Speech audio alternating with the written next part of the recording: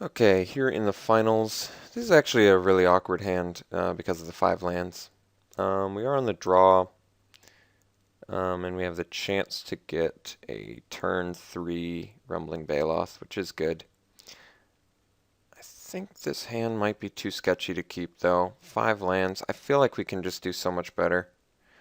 I mean, a turn 3 Baloth is a big deal, but this hand is kind of asking to just draw lands. So many sources. Well, I think we can do better. Well, did not do better. I don't think I have the luxury of going to 5, though. No, I guess we'll try it. Well, pretty much a strict downgrade to the hand, but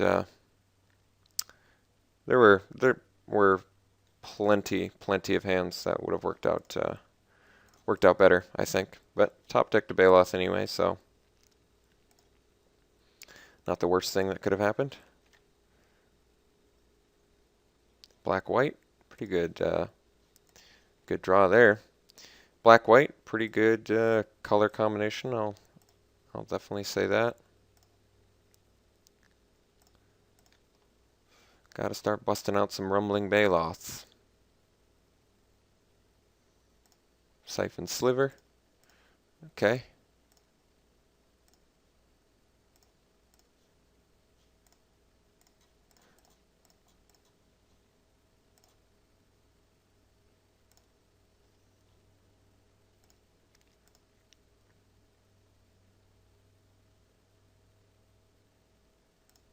Okay.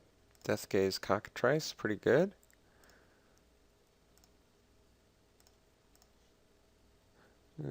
Pretty lackluster there. I guess we trade a Baloth for a Cockatrice.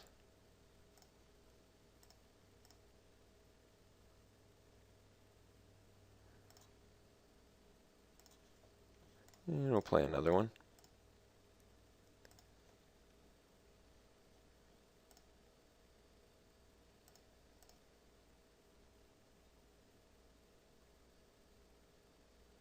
Child of Night. Master of Diversion. Alright, Master's pretty good against us, no doubt. Spore Mound's pretty good. That should help.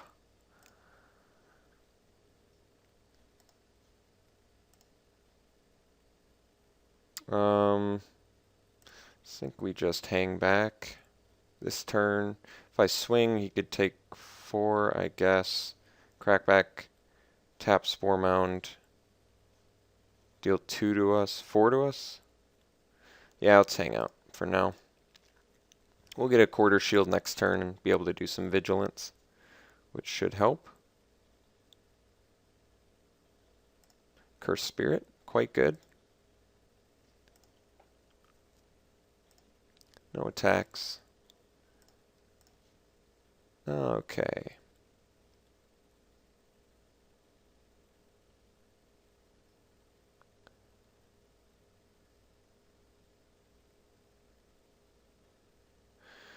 The play is Forest for Saproling. A quarter shield.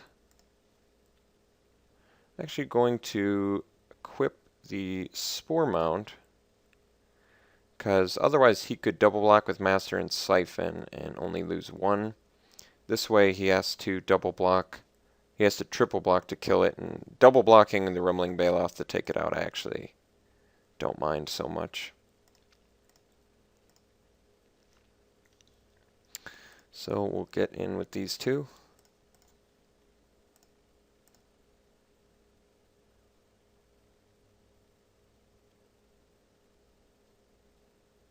That's definitely a worthwhile trade.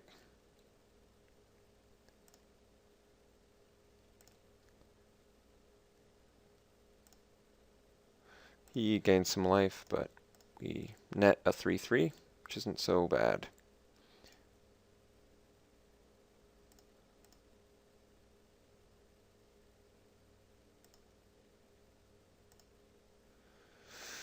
Curse Spirit getting in.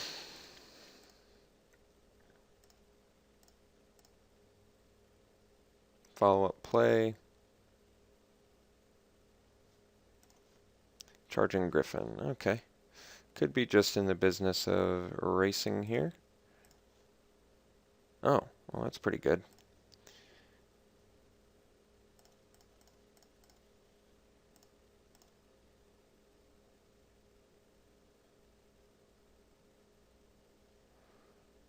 And we'll go ahead and eat the Charging Griffin.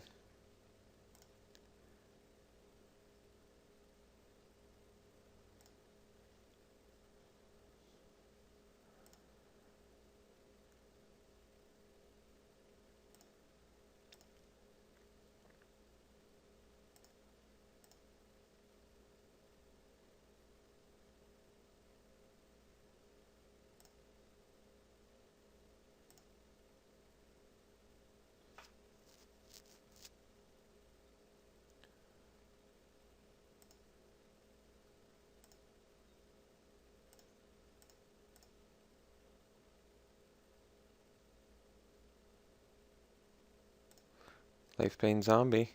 Quite good.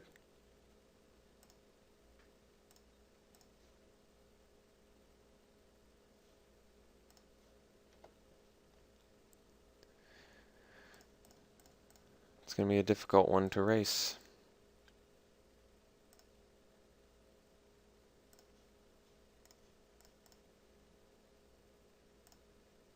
Lifebane Zombie, very good against our deck. Let me add that.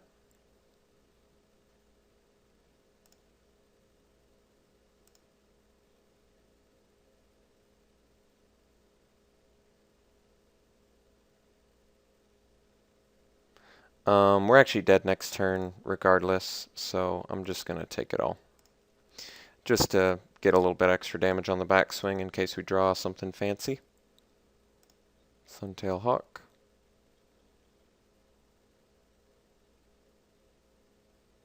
Alright, two very, very, very relevant creatures right at the pinnacle turn. Elvish Mystic unfortunately does not do anything for us, which I believe means the game is over.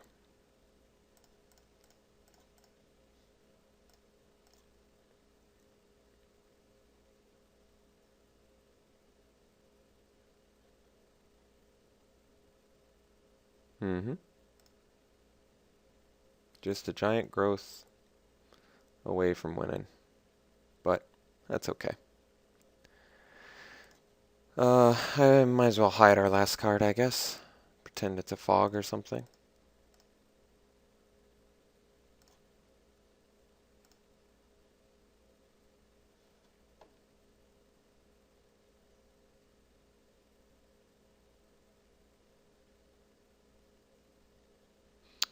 Yep. He would have had us dead anyway because of the Intimidate. Close game. Could not get there. He has multiple flyers, which means Plummet's coming in. Let's take out the Accorder Shield. It actually looked okay there, but it's not doing it for me. Could bring in the Fog.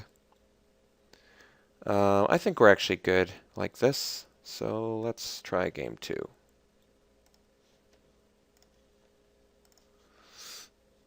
Yes. Yeah, we can keep this. This is a pretty good hand.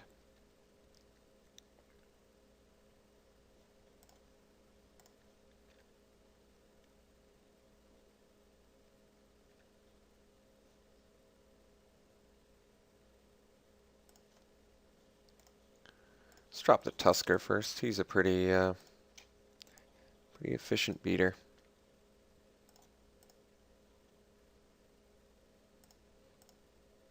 No land? Interesting that he kept the one lander. Must be a hell of a hand.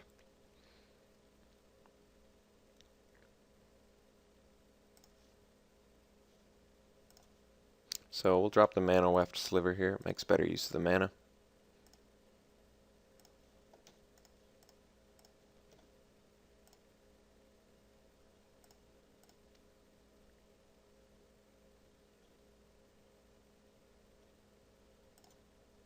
This is the land drop again.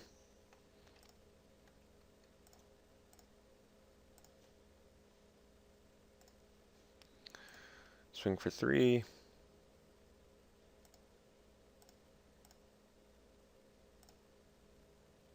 And we'll drop our Balos.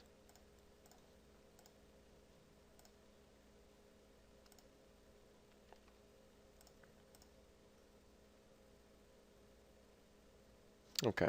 It's a pretty dangerous keep, I would think, but he must have been pretty confident of his 2 drops doing some work. Yeah, I think we're keeping it the same. I imagine he's playing first. Unfortunately, we do indeed have to mulligan. This is keepable, though. Our opponent mulliganed as well.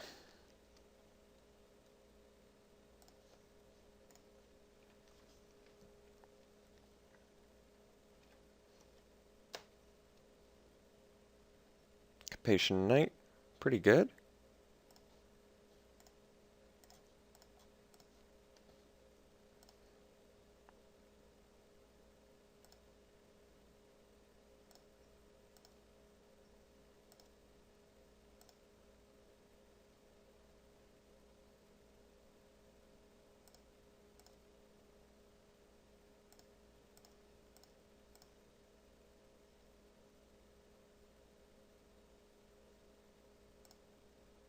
Suntail Hawk missed the land drop. Good to know. Ooh, Clonian Tusker is quite good too.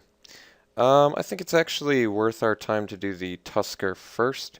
The reason being it not only blocks the Capation Knight, but it also opens us up for Baloth next turn, so we don't have to worry about being unable to put the mana in Root Walla.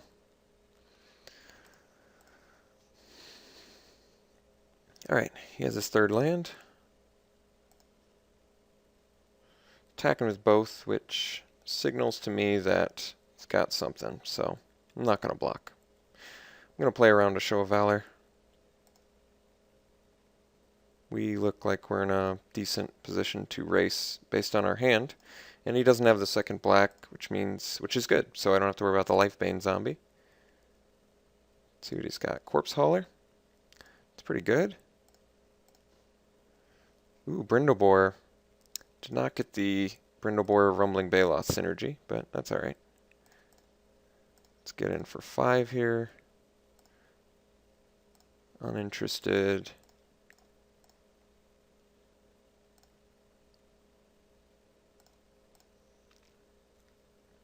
I'm going to continue to play around Show of Valor, if at all possible. Doomblade, pretty relevant.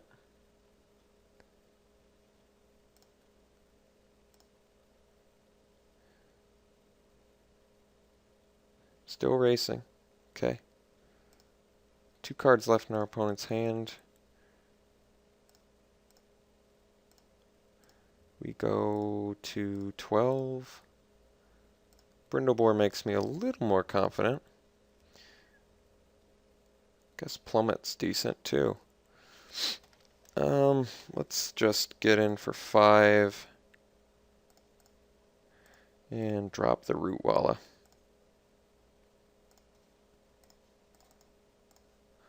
If he has Lifebane Zombie, he'll steal our Brindleboar, but I'll live with it. Ideally, he tries to mark his Suntail Hawk. Should be a great segue for a Plummet to come out.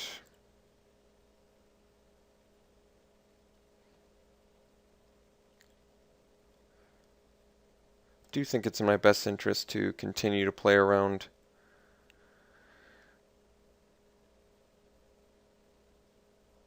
the Show of Valor.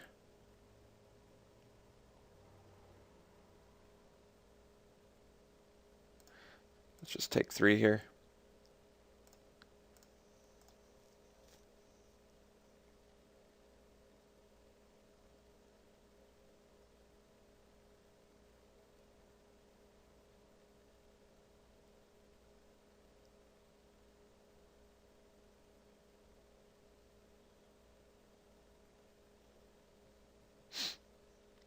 Charging Griffin. Excellent Plummet target.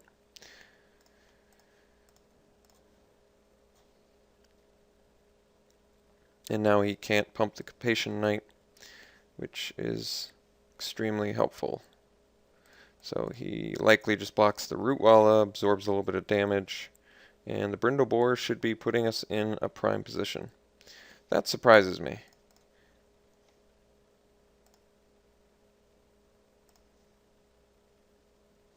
Especially since now Voracious Worm is lethal. But what do I know?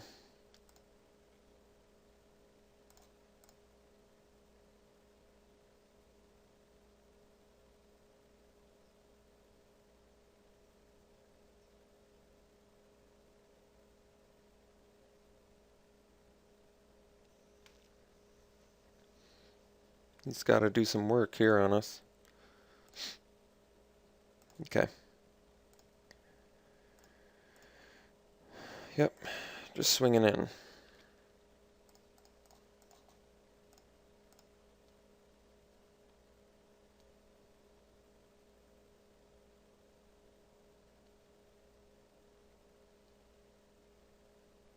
Does he have the answer for 2 unblocked creatures?